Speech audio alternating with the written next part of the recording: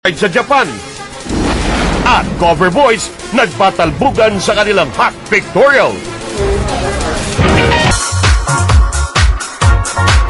Mga lalaki na ngayon ang sentro ng atensyon pagdating sa cosmetic endorsements. Kaya patalbugan ang hunky male group na Cover Boys sa kanilang sexy pictorial sa bagong endorsement. Nagpapatrol Ginger Conejero.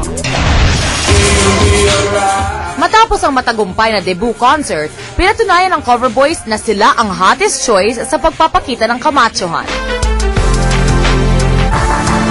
Iba-ibang appeal at forma ng Cover Boys na game sa sexy pose para sa billboard campaign ng isang cosmetic line. Mula sa pagkabibo ni Rafael, makimkim na charm ni John, boy next door appeal ni Zanjo at Victor, at pretty boy na si Jake. Sa shooting, nagkabukuhan naman ang 5 sa kanilang tinuturing na sexy. Sana dun si Josa.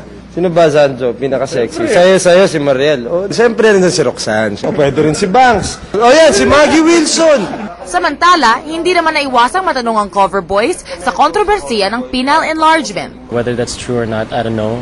But then again, accidents do happen.